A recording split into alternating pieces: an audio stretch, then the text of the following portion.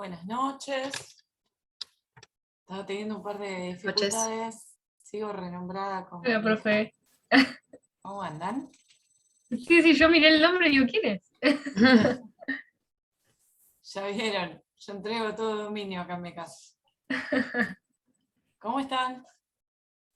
Bien. Bien. ¿Cómo la ¿Y llevan? usted, barra vos?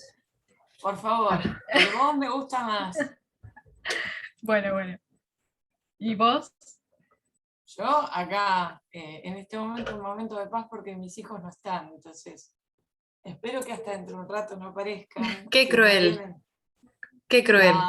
No, cruel es concentrarte para dar clase mientras tus hijos están a los gritos abajo. No sé. Lo voy a charlar con los pequeños. No digas que los conoces. Es Bueno. imposible.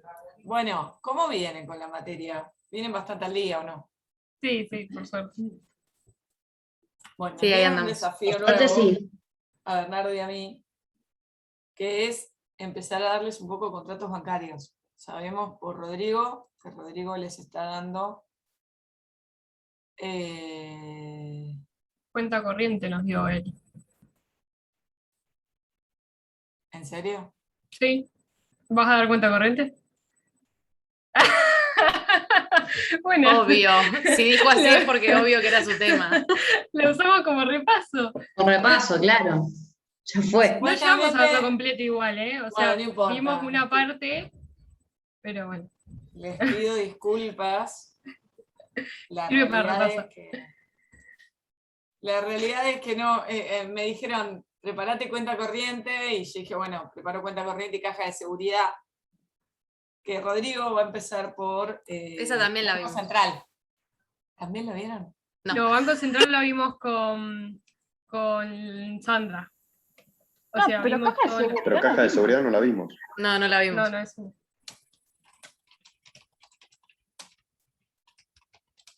Ahí le estoy contando a Bernardo.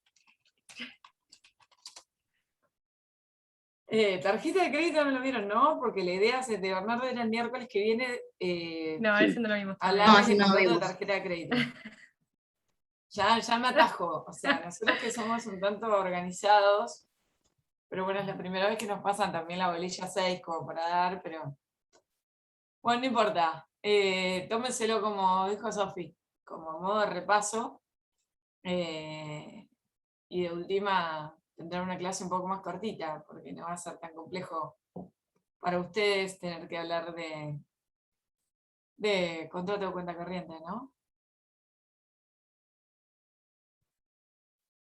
Igual, hay algo que tengo que decir y que ustedes me van a saber entender.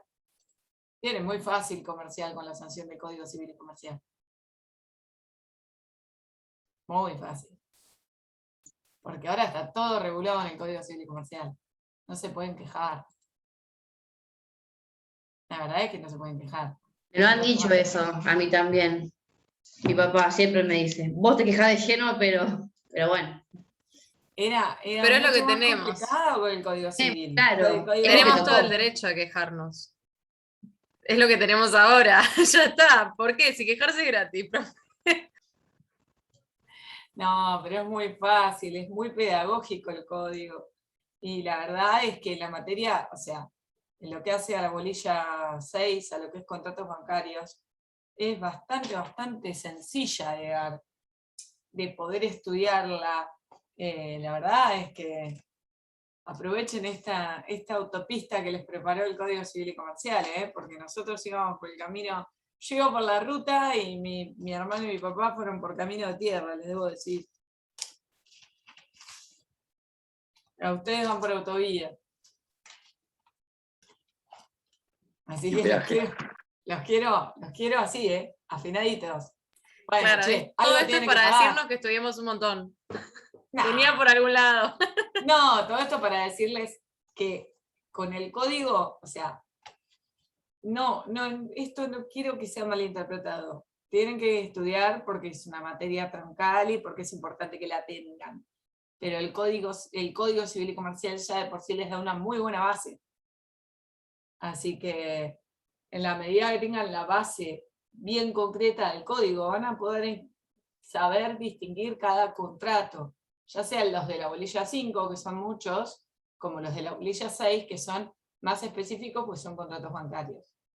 Pero tienen esa gran ventaja. Che, son las 8:20, ¿les parece arrancamos? Sí. Sí, profe. Bueno, Si no queda otra. y no queda otra. Quédate tranquila que somos varios. No queda otra. Pero estamos más cómodos acá que si estuviéramos en la facultad, ¿eh? Nos estaríamos muriendo de frío y con mis PowerPoints les despejo un poco la cabecita. Es más ameno. Vamos a compartir pantalla otra vez. ¿Ven todos ahí? A ver, bien. Sí, se ve, se ve. Sí, se ve, profe. Perfecto. Vamos a hablar un poco de contratos bancarios. Bolilla 6. Que, bueno, a modo de repaso, entonces van a poder participar conmigo, si tuvieron la clase con el doctor Catal. ¿Cuál es a ver, nosotros salimos de una bolilla como la bolilla 5, que tiene los contratos que están todos nominados, que están regulados en el Código Civil y Comercial, y entramos a este capítulo especial de contratos bancarios.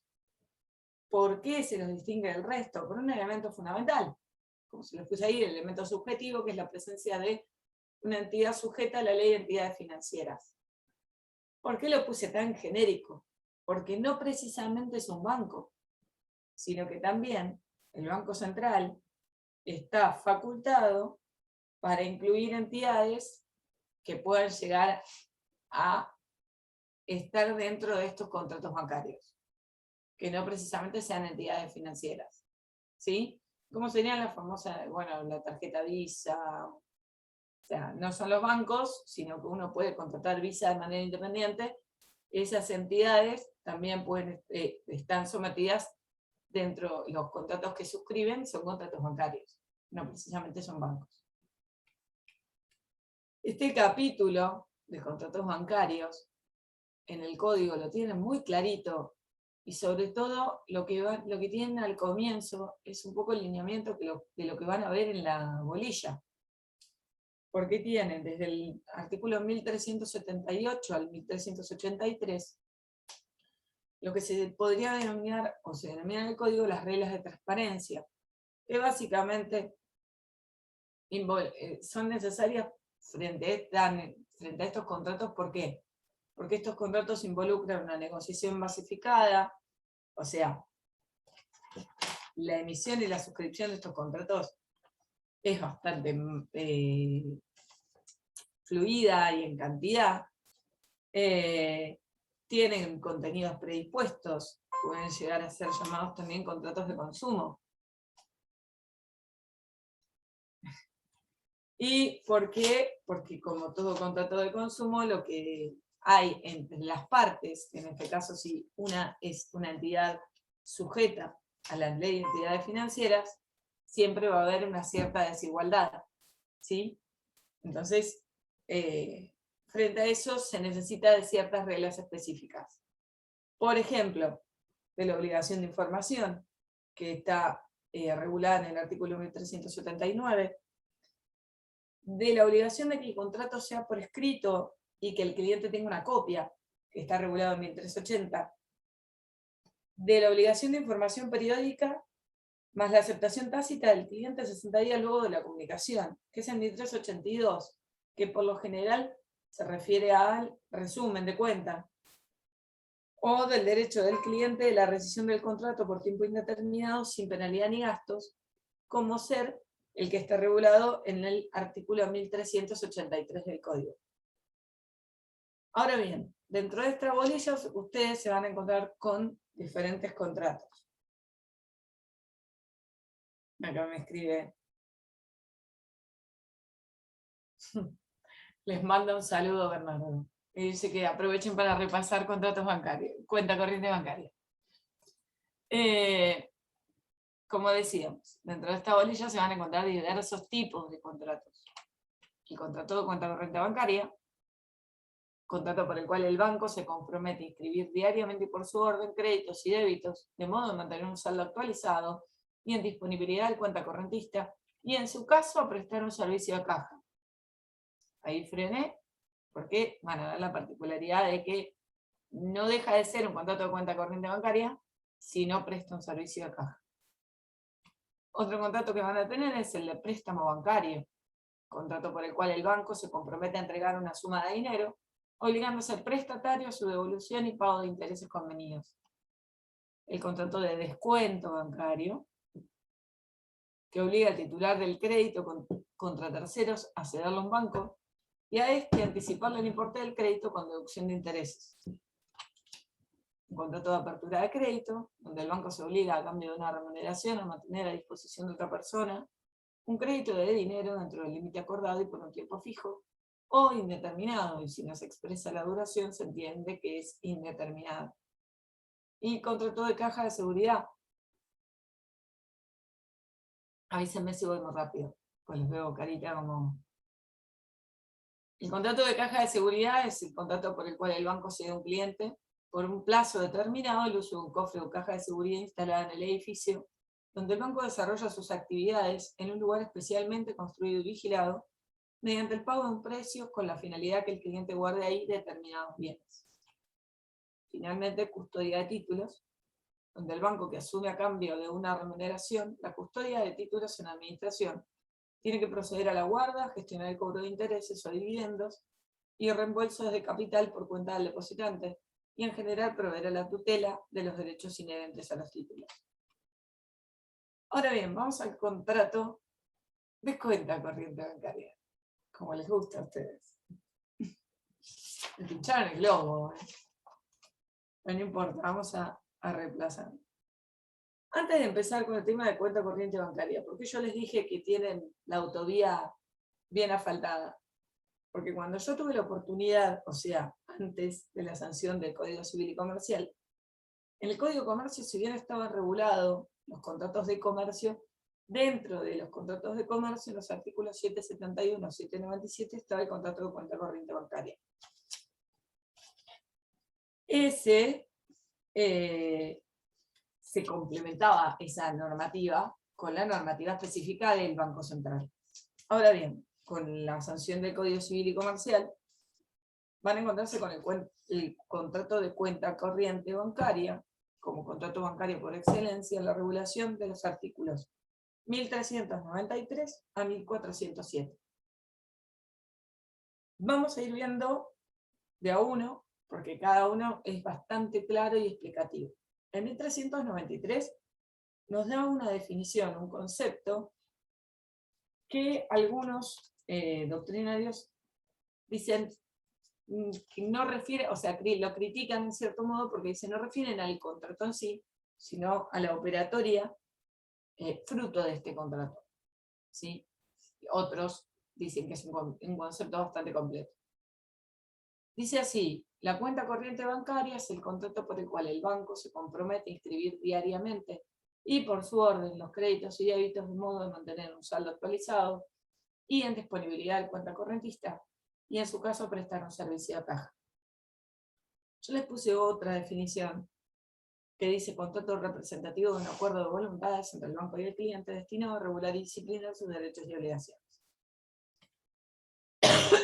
A ver, alumnos de cuarto año de facultad, como todo contrato, este contrato es consensual, es bilateral, oneroso, no formal, nominado y de ejecución continuada. Consensual porque requiere consentimiento de las partes. Es bilateral porque les importa obligación recíproca de las partes. ¿Por qué? Porque el cuentacorrentista tiene que pagar una remuneración por la apertura de la cuenta corriente. Consecuentemente es oneroso. Es no formal. ¿Por qué? Porque las partes tienen la libertad de pactar la forma.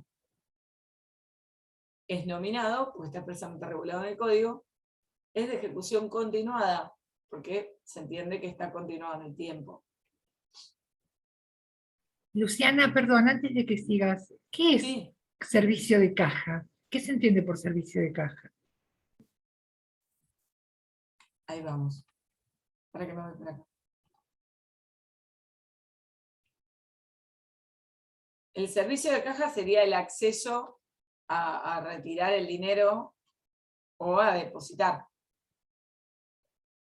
El tema es que el 1393 innova con relación a la regulación del Código de Comercio, porque entiende, quiero ver cuál es el artículo, creo que es el 1400 y algo. Acá está.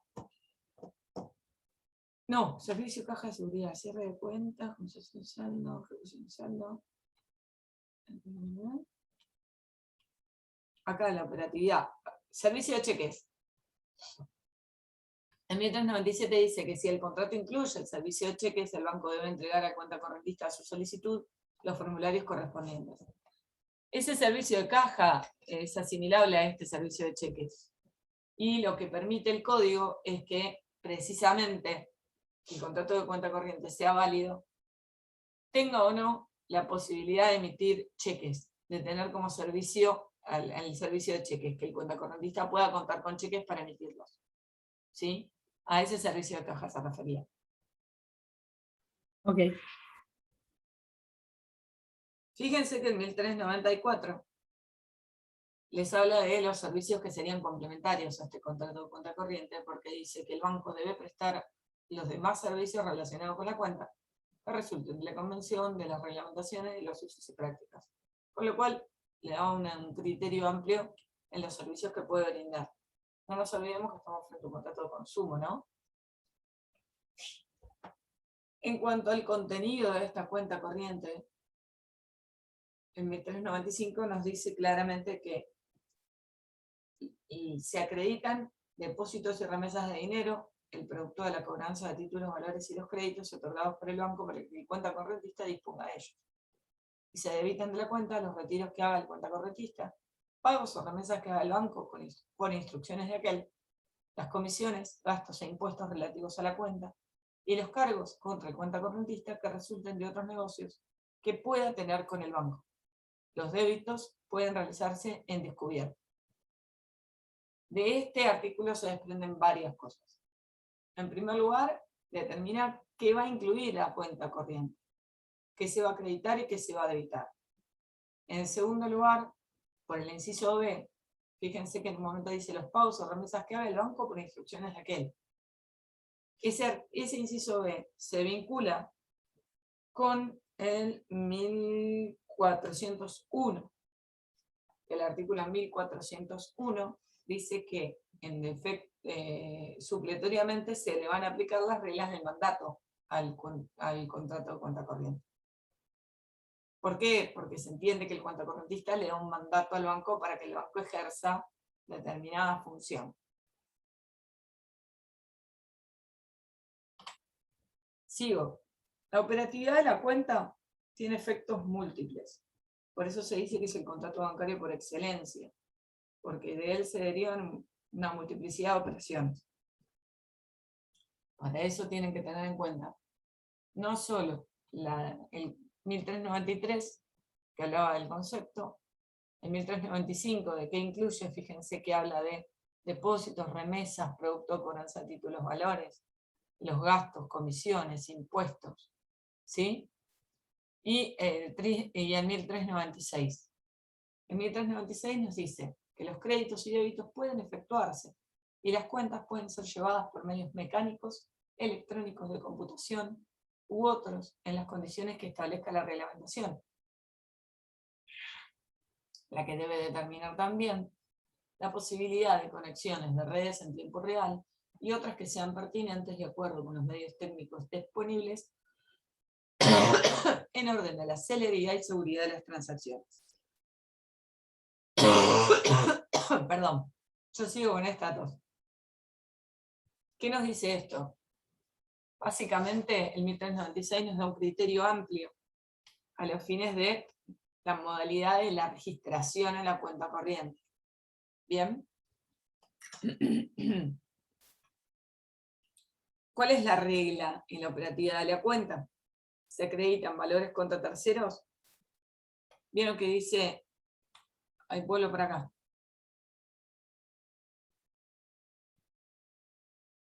Se acreditan en la cuenta depósitos y remesas en dinero, el producto de la cobranza de títulos, valores y los créditos otorgados por el banco para que el cuentacorrentista disponga. ¿Sí? ¿Qué pasa si se acreditan los valores contra terceros? El banco tiene la obligación de registrarlos una vez que fueran efectivamente cobrados. Y la otra regla que establece 1395 es se permite el débito en descubierto. Ahora, esto, Profe, sí, perdón que le interrumpo. El Dale, tema de los Sofía. créditos contra terceros, ¿es similar a la cuenta corriente común o mercantil, que es lo de la cláusula salvo encaje, o son diferentes? es similar, pero el banco lo que hace es, si los registra, se entiende que son en consignación. Y los hace efectivos una vez que son efectivamente cobrados. Ahí, Ah, bien. Bien. otra, bien, buena. En cambio, en el buena otro es cuando ya se habilita para cobrarlos, digamos. O sea, al Exacto. final del contrato. Ah, ok. Exacto. Otra, bien, buena pregunta, Sofía. Otra diferencia que hay con el contrato de cuenta corriente mercantil. El contrato de cuenta corriente mercantil, cuando se registran créditos y débitos, ¿esos se individualizan o ya forman parte de la cuenta corriente? No, al final, o sea, no se puede. El saldo no aparece hasta el final del contrato, sería en la cuenta corriente común. En cambio, ¿Y en acá la ya cuenta están corriente disponibles. mercantil? Claro, acá están No. disponibles, porque la persona tiene que poder ir a sacar la plata. Claro, cada registro, cada crédito y cada débito es un movimiento que se individualiza en la cuenta corriente. En la bancaria. En esta la compensación es automática, en el otro no. Exacto. Exacto. Bien, sigamos un poco con respecto a la operatividad de la cuenta. Quédense tranquilos. Miren todo lo que saben. La administración y el registro de No, las profe. operaciones. Sofi es la excepción a la regla. No, no. La administración y el registro de No las te voy a operaciones. dejar sola, yo también. Te Obvio. acompaño. No, No. la excepción a las reglas, no, las excepciones a la regla. Bueno, finalmente, volviendo a esto, la administración y el registro de las operaciones la realiza el banco en cuanto a la operatividad, que es un poco lo que hablábamos con Sofía recién. Dentro de la operatividad de esto, hablábamos hace un ratito con Vivi del servicio de cheques, que el 1397 dice que si el contrato incluye el servicio de cheques, el banco puede entregar al contracorrentista su solicitud, los formularios correspondientes. Este artículo le da la posibilidad a que se incluya el servicio. O sea, no es requisito el servicio de cheques dentro del contrato de cuenta corriente bancaria, con la sanción del Código Civil y Comercial. Finalmente, el 1398 nos dice que el saldo deudor de la cuenta corriente genera intereses que se capitalizan trimestralmente, excepto que lo contrario resulte de la reglamentación, de la convención o de los usos. Las partes pueden convenir que el saldo acreedor de la cuenta corriente genere intereses capitalizables en los periodos y a la tasa que libremente pacten. Este artículo nos da la posibilidad que se generen intereses, tanto sea saldo deudor como acreedor. Tratándose del saldo deudor, el principio general es la capitalización trimestral. Y sea que arroje un saldo acreedor, las partes pueden libremente convenir que genere intereses capitalizables en periodos y la tasa que libremente pacten. Por último, lo que hace a la operatividad de la cuenta, está el artículo 1407, que viene un poquito de la mano con el tema del saldo deudor o acreedor. Y ya van a ver por qué cuando se extingue la cuenta, se compensa el saldo, puede arrojar saldo deudor o saldo acreedor. Si arroja el saldo deudor, el cuentacorrentista va a tener que pagarle al banco. Y el 1407 nos permite que el saldo deudor de la cuenta corriente pueda ser garantizado con hipoteca, prenda, fianza o cualquier otra clase de garantía. Básicamente, el cuentacorrentista puede garantizar el saldo de la cuenta. Vamos a otra particularidad. Que esto tiene una cara y una contracara. Y le voy a decir por qué. Por el juego del 1399 con el 1400. El 1399 establece una presunción de solidaridad y dice que en las cuentas a nombre de 2 o más personas, los titulares son solidariamente responsables frente al banco por los saldos que arrojen. ¿Esto qué permite? Abre la puerta al banco para que el banco, en cualquier oportunidad, pueda reclamar de manera indistinta el saldo deudor a una o a todos los titulares con total libertad, ¿sí? Pero ahora bien, fíjense esto. Del otro lado, la propiedad de los fondos, ¿sí? Dice que excepto prueba en contrario, se presume que la propiedad de los fondos existentes en la cuenta abierta, conjunta o indistintamente, a nombre de más de una persona, pertenece a los titulares por partes iguales. Así que en definitiva, si Sofía, Josefina y yo tenemos una cuenta, somos titulares de una cuenta corriente bancaria, por un lado se va a presumir que somos titulares en partes iguales de lo que está, del saldo que está en esa cuenta. Pero por otro lado el banco va a tener la libertad de poder reclamar el total a cualquiera de las tres, o a las tres de manera indistinta, o de manera solidaria. ¿Sí?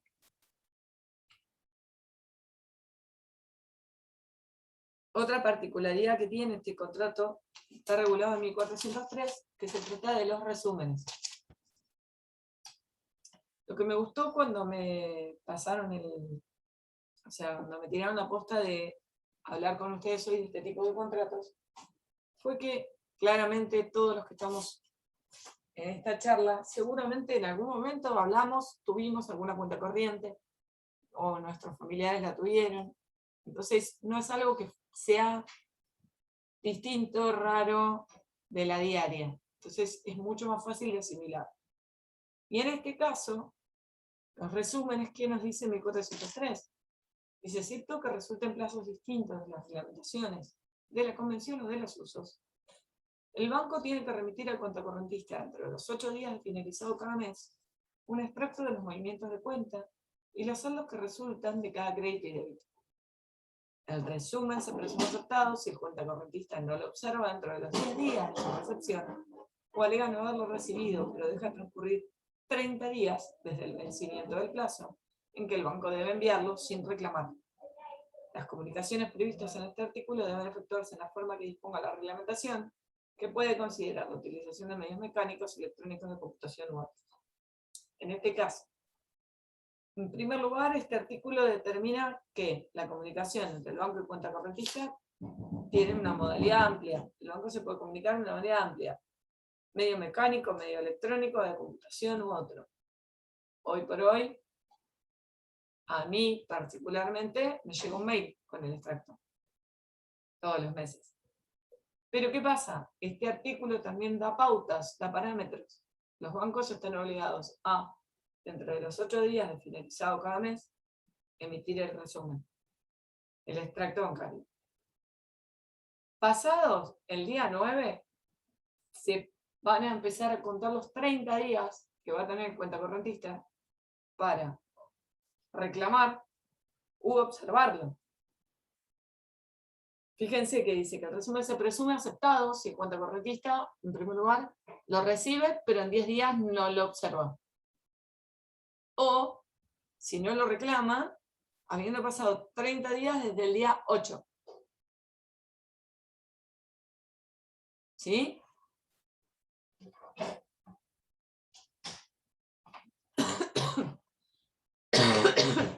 Como verán, el código cuenta en estos casos con muchas presunciones en este contrato. Y vamos por esta parte, ¿sí?, que es el tema del cierre de las cuentas. La situación jurídica del cierre de cuentas está regulada en los artículos 1404, 5 y 6. En 1404 dice que se cierra la cuenta por decisión unilateral de cualquiera de las partes, previo aviso con una anticipación de 10 días, excepto factor contrario, por quiebre, muerte o incapacidad del cuentacorrentista, por revocación de la autorización para funcionar, quiebra o liquidación del banco, por las demás causales que surgen de la reglamentación o convención. Y, o sea, primer punto, las partes que van a tener la libre facultad de cerrar la cuenta. Les establece un preaviso y el preaviso que les determina es de 10 días, salvo pacto en contrario. Después, ¿qué pasa? Una vez que tengo cerrada la cuenta, lo decía Sofía, se compensa el saldo. ¿Sí? Acuérdense que también ligado a este está el 1407. En la compensación del saldo, dice, cuando el banco cierre más de una cuenta de un mismo titular, debe compensar sus saldos hasta su concurrencia, aunque sean expresados en distintas monedas. En el cierre de la cuenta, entonces vamos a determinar el saldo. Y con esa determinación del saldo, ya el 1405 nos permite la compensación de varias cuentas siempre que estén a nombre del mismo titular. ¿Sí? Ahora, ¿qué pasa? Tengo el saldo determinado. Dijimos, el saldo puede ser... Mariana, sí. Cuando uno pide cerrar la cuenta, ¿tiene que ser, no sé, al fin de mes o puede ser en cualquier día del mes? Mira, Porque yo quise cerrar una cuenta en un banco y me decían como que no, yo siempre tenía que ir a los primeros días del mes porque, o sea, si no, no podía. Y siempre si iba a pasar el 20 ya tenía como un pasivo que tenía que abonar y cuando lo abonaba volvía a comenzar el mes y no podía, o sea, siempre me tenían envuelta en el banco. en realidad, como verás, en estos contratos estás hablando de un contrato de consumo. Un contrato donde en el caso tuyo vos sos consumidor y sos la parte más débil. Y salvo que no esté expresamente determinado en las pautas del contrato en sí, un plazo, después el Código Civil y Comercial no te da plazo determinado sobre en qué época del mes ir a cerrar la cuenta. Y por ende, tratándose de la parte débil de la relación jurídica y de tenerla y considerando la libre voluntad, la autonomía de la voluntad que tenés como parte contratante, deberían recibirte de cierre de cuenta en cualquier época del mes. Y en todo caso, compensarte el gasto. No, ellos me decían, tenés que venir del 1 al 5 o antes del 10, pero antes tenés que pagar el pasivo. O sea, yo a veces ni podía ir o me olvidaba, y pagaba el pasivo y después me decían, no, pero mirá, vení y arreglamos. Así me estuvieron envuelta un montón de veces y después me dijeron, vos tenés que venir dentro de 10 días para ver si realmente quedó todo cerrado, porque tenemos que hacer como un control general. Bueno, el control general, por lo general, se reduce en la compensación de saldos del 1405.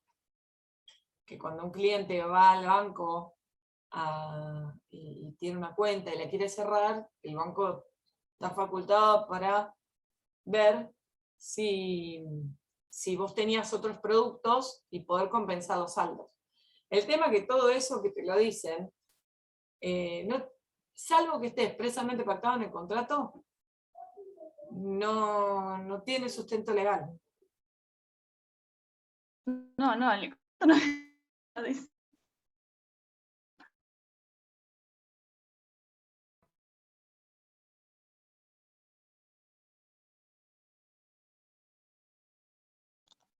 se me cortó a mí. Se cortó. Sí, se cortó.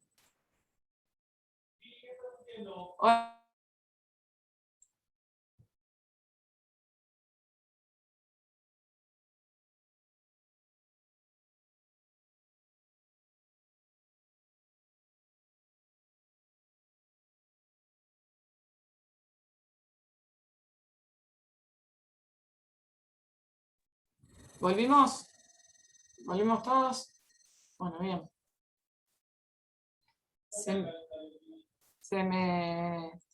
No sé qué pasó. No importa. Lo que yo te decía era, teniendo en cuenta, primero que estamos hablando de un consumidor, después que tenemos la autonomía de la voluntad, ya mira, no, el Power lo hice de ayuda, de ayuda a memoria un poco para poder charlar con ustedes con la libertad de leerle el artículo desde acá. Pero tiene artículos nada más, es el Código Civil. Bueno, profe, sí. Me pregunta Yami a ver si el Power está en el campus. No sé qué les parece a ustedes. A ver, ¿qué opinión merecen del caso que dijo Mariana? Para mí es raro, o sea, Para mí no le Nunca pueden escuché. hacer eso. nunca escuché algo así. Es más, O me sea, habían dicho, si no, llama al 0800 tanto y hacer la queja desde ahí. Y Y yo encima ya llamaba y estás no, ahí, o sea, ¿qué les cuesta a ellos cerrarte? Para mí es similar a lo que pasa a veces con el tema de las tarjetas de crédito o servicios como internet, por ejemplo, como que no te quieren soltar. O sea, quieren Exactamente. sí o sí que vos estés ahí y te dicen, bueno, te vamos a ofrecer tal cosa para que vos te quedes y que no rescindas el contrato con ellos. Me parece que Exactamente, acá ese lo es el mismo. tipo de estrategia. Y además es que te den vueltas hasta que te canses y digas, bueno, listo, ya está, lo dejo así porque Claro. total ya me estresé, ya me enrosqué en ir 1000 veces, entonces ya está, si no me lo van a solucionar, lo dejo y terminan ganando ellos. El tema es que o sea, que te sobrepongas a esas trabas que ellos te ponen, pero que en realidad, o sea, realmente si vos, por ejemplo, si en esa época vos capaz hubieses estudiado esto, lo mirás y le decís, no, pará, no puedes hacerme esto, ¿entendés? O sea, capaz no vas a ir con el código en la mano, nadie iría con el código en la mano, pero lo vas a saber No, y vas a ¿sabes lo decir que que no es pasa? justo. El tema es que terminás agachando la cabeza y cumpliendo las pautas que te pide el banco con tal de cerrar la cuenta, porque tu objetivo es cerrar la cuenta, vas y Claro, haces lo que también. el banco te dice. Pero lo Y cierto es aparte, que podés no hable. tranquilamente plantarte. No, encima me decían, no, pero siempre tenés un pasivo. Le digo, bueno, le vas, liquidame todo, pago ahora mismo y me cerrás la cuenta. No, pero acá no se puede pagar, tenés como Claro, que encima de sacar eso, o turno. sea, como que te evitaban que vos pagues esa deuda que tenías cuando vos podías pagarla ahí tranquilamente, o sea, era un engaño, claramente. Es que No, claro, No, siempre y en o pasan el si esas no medio me cosas. que... decían, si no me decían, pero ¿por qué la querés cerrar? Ah, ¿Te vas a otro banco? Sí, Pero sí. nosotros te damos un mejor contrato. No, no quiero bueno, más nada con ustedes. ese es el tema. Ahí lo tenés. Escrachalos, escrachalos por las redes. Ahí lo tenés. Ese es el tema. Pero bueno, volviendo un poquito. A ver, déjenme un segundo.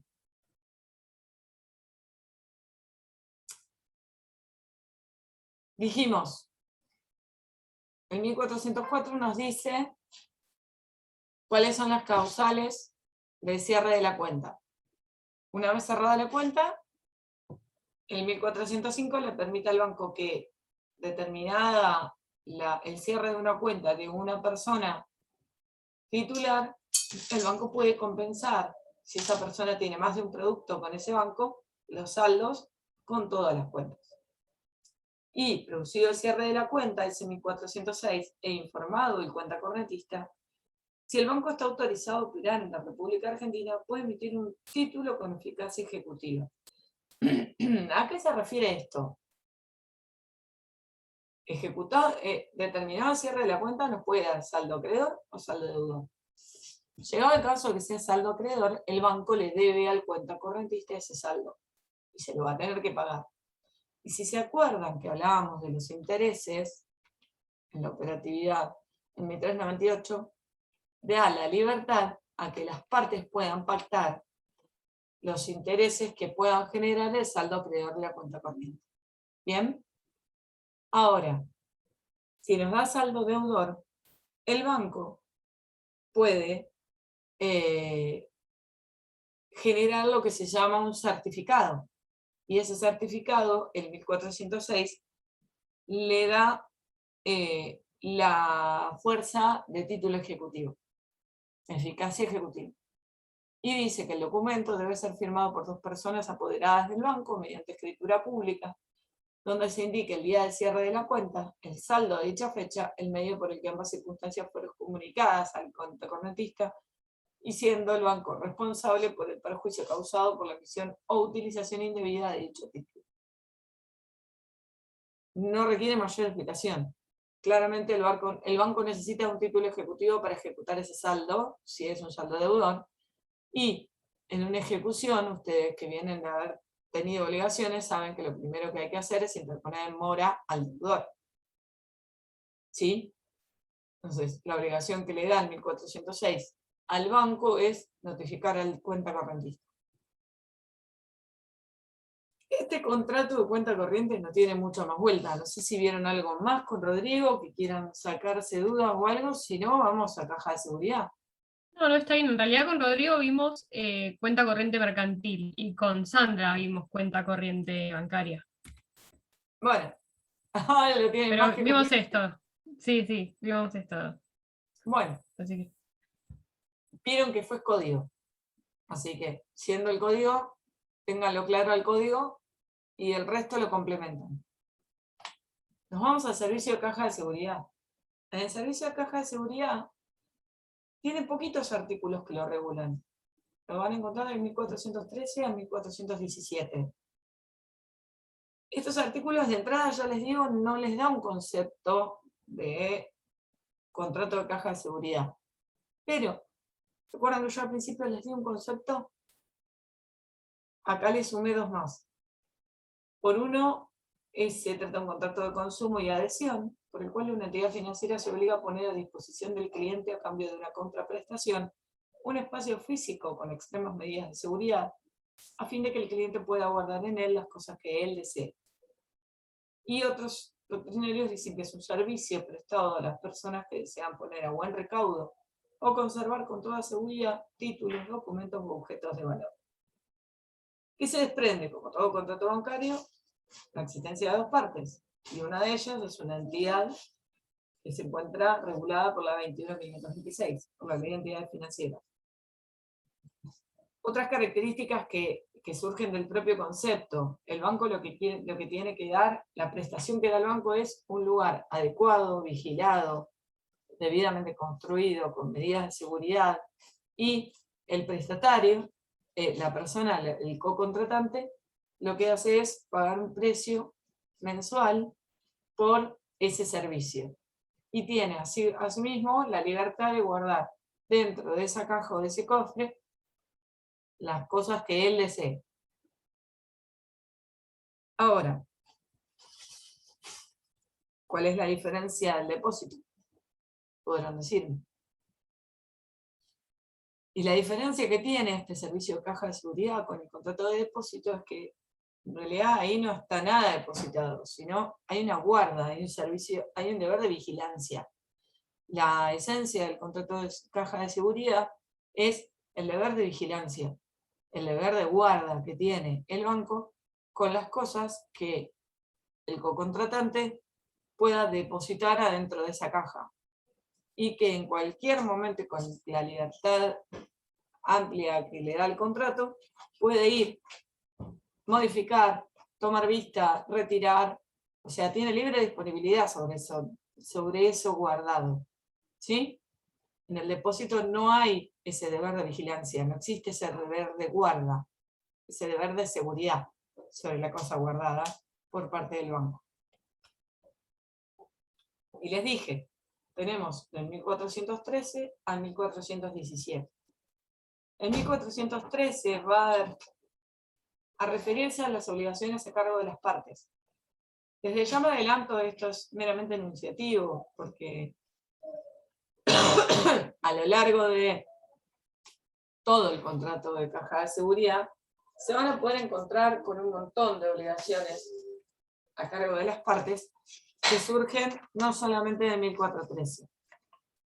El 1413 nos dice que el prestador de una caja de seguridad responde frente al usuario por la idoneidad de la custodia de los locales. Primer punto. ¿Ven? El deber de vigilancia es el objetivo principal. La integridad de las cajas y el contenido de ellas, conforme lo pactado y las expectativas creadas en el usuario. no responde por caso fortuito externo a su actividad ni por vicio propio de las cosas guardadas. Como les dije, esto es enunciativo, porque si uno ve el contrato como tal y a lo largo del Código Civil y Comercial se encuentra que, por ejemplo, a cargo del banco el banco, ¿cuáles son las obligaciones que tiene que tener? Tiene que tener instalaciones idóneas donde tenga las cajas de seguridad debidamente vigiladas, que tiene que darle un juego de llaves al cliente, tiene que comprobar la identidad de las personas que van a acceder a esa caja cada vez que lo hagan, tiene que respetar la intimidad y privacidad del cliente, tiene que facilitarle al cliente la apertura y el acceso a la caja de seguridad, tiene que prestar las medidas de seguridad y vigilancia necesarias, mantener en buen estado las instalaciones y verificar la naturaleza de los objetos que se guarda el cliente. Y obligaciones a cargo del cliente, vas a tener, en primer lugar, va a tener que pagar el precio mensual del servicio de caja de seguridad. Va a tener que exhibir el documento de identidad para probar su identidad y la relación o la facultad que tiene de acuerdo a la legitimación en relación a la caja de seguridad, porque se va a encontrar con que las cajas de seguridad pueden estar a nombre de un titular, de más de un titular, e incluso puede tener denominados apoderados, que estén facultados para poder tener acceso a esa caja. Va a tener que firmar en el libro de ingresos. Esperen que me tomo un trago de líquido, se me seca la garganta y me da. ¿Alguna vez alguno fue a una caja de seguridad? No, vi en las películas. Sí. Sí, a la del Pero después sobre- ni cerca. A ver, cuéntenme ustedes mientras, a mí se me va la tos. El que fue, cuente un poco cómo hace para la operatoria. Y tenés que ir a ver a un agente del banco que te registra, vos tenés una llave, ya tiene otra, firmás, presentás su documento, te acompaña hasta tu caja de seguridad, que está en un lugar que está blindado en el banco, y te dejas sola después. Y después ahí sacás, pones, haces lo que quieras. Y después cerrás y después te vas. Y después Exacto. nada, firmás que te fuiste. Todo eso, la identidad, o sea, acreditar la identidad, llevar el juego de llaves, firmar en el registro, en el libro de registro, después volver a firmar, después poner vos la llave, porque el banco tiene una llave, pero esa caja es una puertita que adentro tiene una caja. Esa puertita se abre con 2 llaves. Una la tenés vos y la otra la tiene el banco. El banco pone una llave maestra y vos pones la otra llave. Y una vez que se abre con las 2 llaves. En caso de pérdida de la llave, por ejemplo, Ay, perdón. sí. Ay. Estos cambios de clima no me ayudan demasiado. La verdad, desconozco, pero entiendo que uno tiene que denunciar y deberían habilitarles una nueva caja de seguridad o tener el banco un servicio para que se cambie la cerradura y se haga una nueva llave. Claro, bien. Profe, una pregunta. En el caso de las cajas de seguridad que no son de entidades bancarias, por ejemplo las que pusieron en Aldrey, Ajá. ¿Qué? ¿es lo mismo? El servicio de caja de seguridad es igual para todos. Por eso acordate, Yamila, que cuando hablábamos de los contratos bancarios, ¿por qué son bancarios? Porque una de las partes es una entidad financiera o una entidad que el Banco Central incluye dentro de las que están vinculadas con la ley 21.526. Y la empresa privada que tiene el servicio de caja de seguridad, podría estar incluida dentro de ese tipo de grupos. Sirve como ejemplo. Todas las preguntas sirven como ejemplo. Todo sirve para estudiar.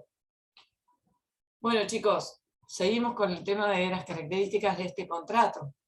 Este contrato también va a ser un contrato típico, consensual, bilateral, oneroso, de adhesión no formal, pero tiene que estar redactado por escrito a los fines probatorios, pura y exclusivamente para eso.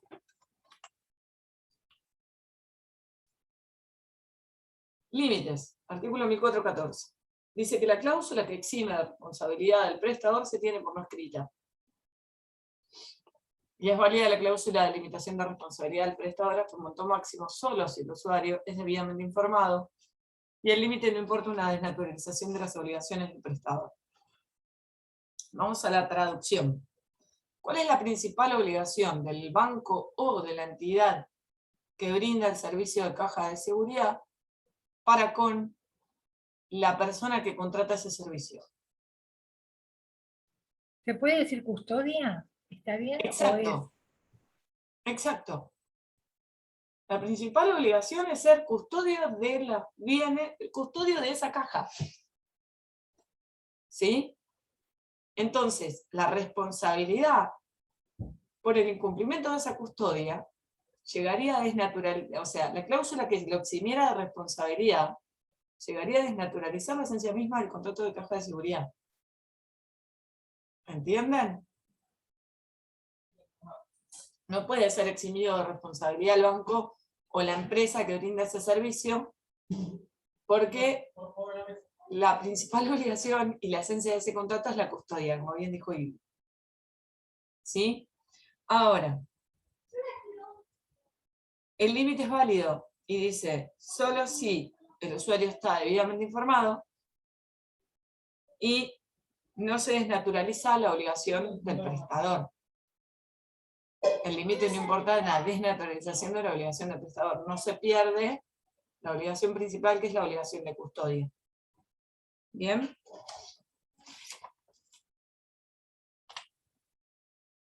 Prueba del contenido. Ahí viene la madre del borrego, me dirían en mi casa. ¿Cómo probamos lo que tenemos adentro de la caja? ¿Qué piensan? Declaración jurada previo a depositarlo. ¿Se me ocurre? Sí, un documento se me ocurre a mí. Las formas de Bueno. vida, o el ingreso. Fíjense, dice el artículo 1415 que la prueba puede hacerse por cualquier medio.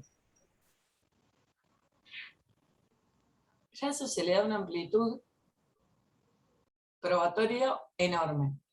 Entonces, Profe, sí, ¿no es un poco contradictorio? ¿por qué? Porque a vos te están diciendo que para, por ejemplo, agarrar algo de tu caja de seguridad, tenés que ser vos y solo vos, porque es súper estricto el tema de la identidad, pero por cualquier medio puedes probar que es tuyo. Entonces, si es tan fácil la prueba, capaz es muy fácil sacarlo a la vez. O sea, no amplía un poco la facilidad de obtención de esas pruebas a pesar de que te corroboren la identidad. ¿Me explico lo que voy? Sí, pero no es tan sencillo, porque en realidad, si vos vas a la operatoria de la caja, yo he tenido la posibilidad de acceder a una caja, y cuando te dan la caja, te dan un cuartito, o tenés un acceso ahí adentro, hay como, a ver, para que se lo grafiquen, está como en un sótano, la parte de caja de seguridad, hay como una reja gigante, muy gruesa, muy firme, y recién ahí, pasando esa puerta de reja, entras a la zona de donde está la caja de seguridad, y ahí adentro están los cuartitos, donde vos con la caja de seguridad entras ahí, salís cuando terminás de hacer lo que tenés que hacer, y la volvés a guardar. O sea, las medidas de seguridad son y tienen que ser extremas por este deber de custodia. Por la misma razón por la que solamente se va a eximir de responsabilidad del banco por caso fortuito o fuerza mayor. Ahora, la prueba del contenido importa una razonabilidad también, así como es un criterio amplio de prueba, el criterio de amplio de prueba siempre tiene que estar dado por la razonabilidad, ¿sí? No necesitamos una prueba tasada. Entonces, considerando que la responsabilidad del banco de custodia de la caja es una responsabilidad objetiva, es una responsabilidad de resultado, y que solamente se exime por caso de fuerza mayor, tratándose de un contrato de consumo, donde nosotros como contratantes somos la parte más débil, la amplitud de prueba nos lleva a la posibilidad de probar a través de indicios o de la presunción. Los indicios, yo se los puse ahí, son rastros, vestigios o huellas, o todo hecho conocido, debidamente comprobado, que puede llevar por vía de inferencia al conocimiento de otro hecho desconocido. O presunciones, que serían consecuencias que se obtienen por el establecimiento de otros caracteres comunes de los hechos. En definitiva, ¿cómo se traduce todo esto? A ver, una pintura no va a entrar en una caja de seguridad, pues las cajas de seguridad son rectangulares y tendrán 10 centímetros de ancho y de alto tendrán otros 10 centímetros y tendrán 20 centímetros de largo. Pero, no sé, reliquias, joyas,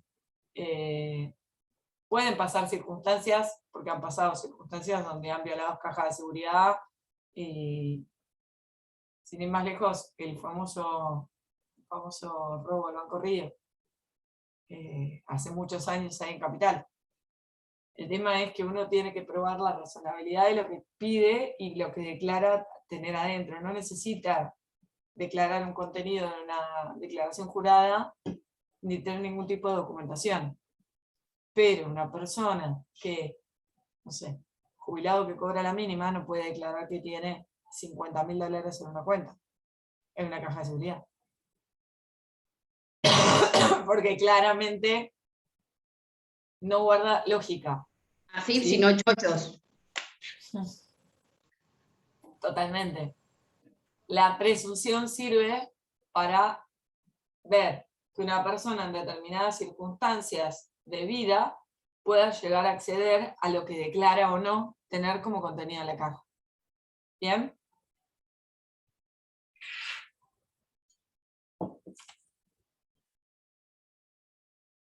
A ver, me parece... ¡Ay, qué contentos los voy a poner! Últimos 2 artículos que vemos. Que son el 1416 y el 1417.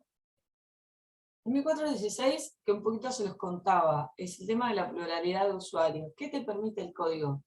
Que de la misma manera que con el contrato de cuenta corriente acá, puedan ser más de un titular, de manera indistinta o de manera solidaria, titulares de este servicio de caja de seguridad. Y dice que si los usuarios son 2 o más personas, cualquiera indistintamente tiene derecho a acceder a la caja. No se olviden que toda esta normativa está complementada siempre por la normativa del Banco Central, más específica en el tema. Yo en este momento me parecía importante detenerme en lo que es el articulado del código. Porque de la misma manera que acá el 1416 habla de titulares, también en las cajas de seguridad se pueden designar apoderados o autorizados. Depende del banco y depende de la normativa. En ese caso, sean titulares, sean apoderados o autorizados, cualquiera de manera indistinta, siempre que tenga la llave que acredite la identidad y que tenga la legitimación en ese carácter para ingresar y acceder a la caja, lo va a poder hacer. Y por último, el artículo 1417 habla del retiro de los efectos. El principio general sin conflicto es que la gente, vencido el plazo, terminado el contrato, vaya y retire los efectos y deje vacía la caja. ¿Bien? Ahora bien, este 1417 va a establecer una especie de procedimiento. Fíjense, vamos por partes. Dice, vencido el plazo o resuelto el contrato por falta de pago o por cualquier otra causa convencionalmente prevista, el prestador debe dar a la otra parte aviso fehaciente del vencimiento operado con el apercibimiento de proceder pasados 30 días del aviso a la apertura forzada de la caja ante escribano público. Entonces, frente a un cierre del contrato, una extensión del contrato por las causales determinadas, el banco tiene que notificar al titular de esa caja que se cerró para que vaya a buscar el contenido de la caja dentro de los 30 días, dice. ¿Por qué? Porque pasados 30 días, el titular tiene 30 días para ir a retirar las cosas. Pasan los 30 días, el banco va a estar facultado para la apertura forzosa de la caja. Dice, en su caso, el prestador debe notificar al usuario la realización de la apertura forzada de la caja, poniendo a su disposición su contenido previo pago de lo adeudado por el plazo de 3 meses. Entonces, como primer paso, el banco notifica al contratante del servicio de caja para que el contratante del servicio de caja vaya y retire todos los efectos. Pasan esos 30 días, no hace nada, el banco está facultado para la apertura forzosa con escribano público. Y dice que una vez que compensa los saldos deudores que tenga este contratante, el saldo restante lo deja a disposición durante 3 meses. Vencido dicho plazo y no habiéndose presentado el usuario, puede cobrar el precio impago de los fondos hallados en la caja. En su defecto puede proceder a la venta de los efectos necesarios para cubrir lo adeudado en la forma prevista en el artículo 2229, dando aviso al usuario. El producido de la venta se aplica el pago de lo adeudado. Los bienes remanentes deben ser consignados judicialmente por alguna de las vías previstas en este código. Fíjense que es largo, pero es un artículo que les establece un mini procedimiento frente a la apertura forzosa de la caja. El banco va a tener la obligación, primero entonces, de notificar el cierre de la cuenta, el cierre del contrato, la terminación del contrato, y poner en conocimiento al contratante que tiene 30 días para retirar los efectos que tenga ahí. El propio artículo también les da la posibilidad a que dentro de la caja no haya solamente dinero, sino que pueda haber otros tipos de efectos. Porque fíjense que habla de vender esos efectos o no. Pero producida la apertura forzosa, el banco va a cobrarse lo que le deben. Sobre el saldo remanente va a proceder a la venta. Y el remanente, si sigue quedando, lo va a consignar judicialmente.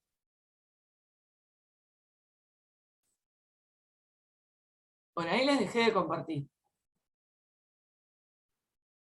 Como les dije al principio, tienen la suerte de que el Código Civil y Comercial es muy claro en todo este tipo de contratos. ¿Sí? Vimos bien el tema de cuenta corriente bancaria y caja de seguridad. El miércoles que viene van a ver con Bernardo tarjeta de crédito